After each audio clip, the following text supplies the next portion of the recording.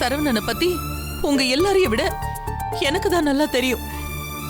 உனக்கு துரோகம் செஞ்சுட்டு அவன் ரம்யா கூட தப்பான ஒரு உறவுல இருக்கிற அளவுக்கு நான் அவனை வளர்க்கல. அதையும் தாண்டி ரம்யாவை பத்தியும் எனக்கு நல்லாவே தெரியும். அவளும் அப்படிப்பட்டவ கிடையாது. அவங்க 2 பேரும் காதலிச்சது என்னமோ உண்மைதான்.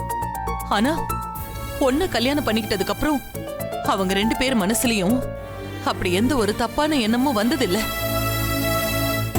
நீ தயவு செஞ்சு அவசரப்பட்டு ஒரு முடிவு எடுத்துட்டு அதை ஏண்டா எடுத்தோன்னு நாளைக்கு நீ வருத்தப்படக்கூடாதுன்னு தான் நான் இவ்வளவு தூரம் பேசிட்டு இருக்கேன்.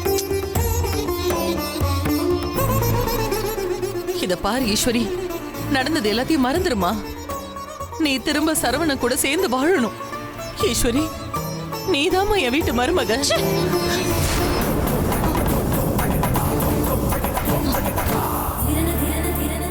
உங்களுக்கு ஒரு தடவை சொன்னா புரியாதா? தேஞ்ச ரெக்கார்ட் மாதிரி அதையும் சொல்லிக்கிட்டு இருக்கீங்க. ஈஸ்வரி, எதுக்கடி இப்படி சம்பந்தமாகிட கத்துற? மா, பேசாம இரு. அவங்களுக்கு வந்தாதான் வலி என்னன்னு தெரியும்.